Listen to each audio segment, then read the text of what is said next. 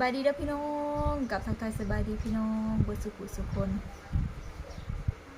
มื้อนี้เฮ็ดเวียกได้มื้อนี้นะพี่น้องเขาเวียกของงานเย็บเครื่องเย็บของหน้าที่ประจำของเราเกิดมาจนทนเอาหน่อย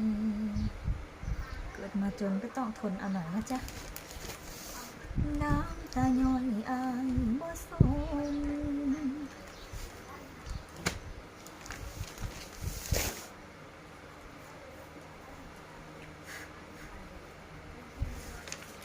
โอ้ยสินะจ๊ะ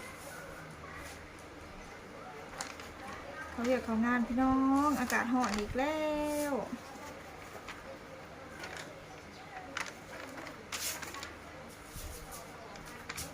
วันนี้ร้อนเลยพี่น้องอากาศร้อนวันนี้บุ้มมีร้อนลมร้อนแล้วแดดแห้งเลยพี่น้องแดดจ้อนบด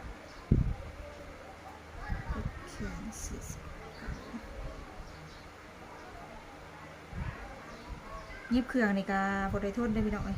นเหาะเลยนี่ค่ะเที่ยวออกแต่จักนี่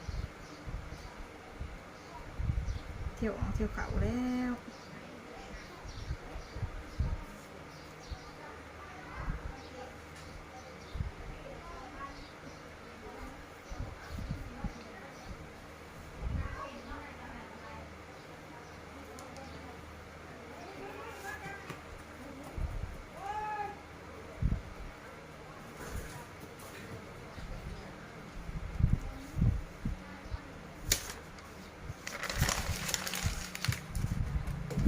เขาเรียกเขางานเน็ตผ่าทุ่งผ่าสีที่ดอกเดียวสีลูกค้าคุณเนี่ยทำไมเลิศจังงามแท้พี่น้องสีอาจารย์ได้เนี่ยพี่น้องตุ๊กพื้นละเป็นล่านี่ได้ดีนะพี่น้องสุดงามแท้นี่สุดรู้ล้าแท้พี่น้องเรียบรู้แท้ได้ดีค่ะพี่น้องเราซื้ออยู่ไซวะทุกเรามาสิถามเราก่อนเราซื้อร้านใดวะแต่พี่น้องอันนี้แหละหาฝ่ายลาวพี่น้องโอ้สงสัยเราซื้ออยู่อันนะอยู่งานอันงานบุญอันนมัสการพระธาตุอันอิงห้างอะไรพี่น้องเพราะว่าช่วงนี้นะเป็นอันเป็นบุญพระธาตุอิงห้างอะไรพี่น้องเพิ่นสิจัดคือมาเพิ่นจัดได้เป็นถิดเลยนะพี่น้อง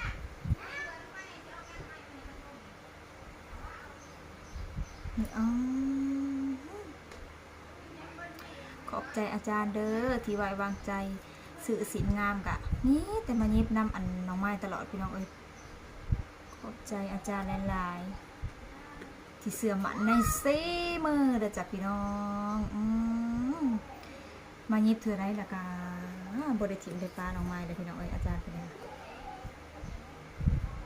มาเย็บที่ละ3-4พื้นพี่น้องขันเสือกันเย็บเธอละ4-5ตัวผู้ใดพี่น้องสะออนเลยอาจารย์ก็งามขาวจูนพูนพอดีเขาวันกับสีเหมาะกับสีงามเป็นผ้าสีผ้าฝ่ายลาวงามเรียบรู้ลาดูแพงสุดงามแท้งามแท้งามว่า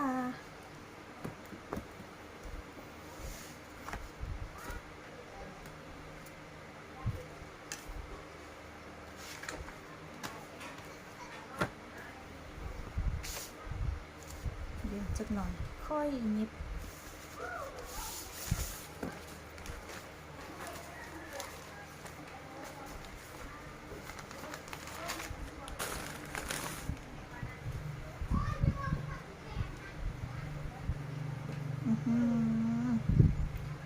ซื้อมาตัดสูตรพี่น้อง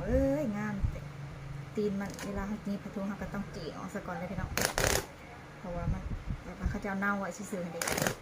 แต่ทำมันเขาก็ซื้อมาเล่นใหม่ต่อใหม่พี่น้อง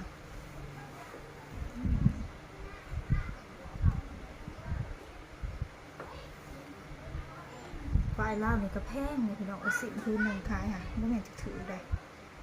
ราคา4-5 ล้านก็มีราคาเป็นอัน10 ล้าน20 ล้านก็มีแต่ว่า10แต่ว่ากีบเด้อเป็นอย่าง10-20 ล้านกีบเด้อเป็นอย่าง10-20 ล้านบาทนะพี่น้องแพงไหนแบบว่าเป็นไม้สดไม้แท้จังสินะแพงพี่น้องแพงกว่าคันไม้โรงงานน่ะสิถือคืนนับละแสนกีบนะบ่อึด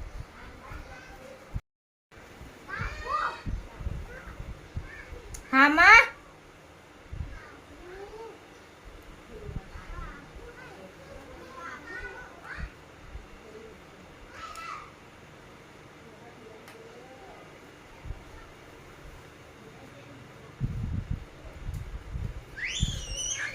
อย่าแลนแดดลาย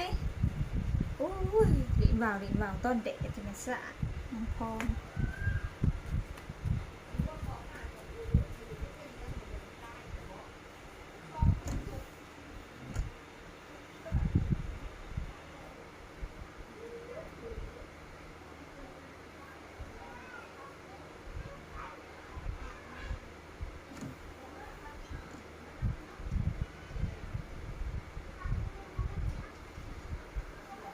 แล้วก็จะมาต่อตีนสิงกันสักหน่อย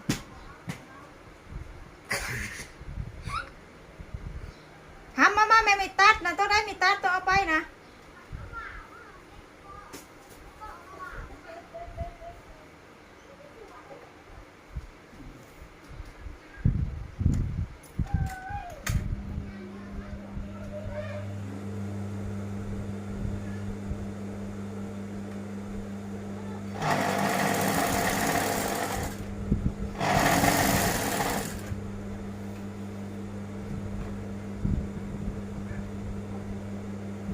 ยิบกับม้วนเนาะ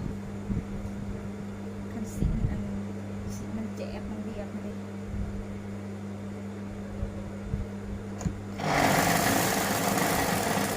เอายิบมันก็สีสบาย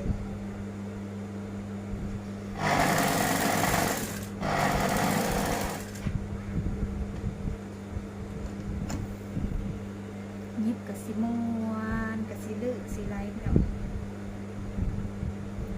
แต่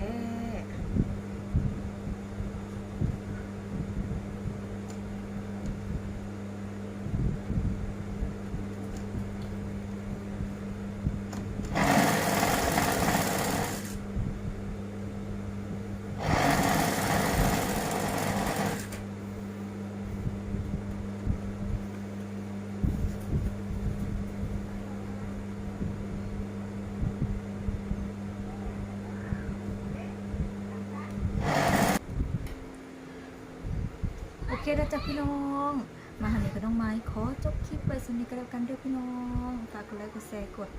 ติดตามช่องน้องไม้ออฟฟิเชียลเพื่อเป็นกำลังใจทำคลิปต่อไปนำในเด้อจ้าใจฟูมากเลยในยิบสีงามพี่น้องงานบริสุทธิ์สบายดีเด้อพี่น้อง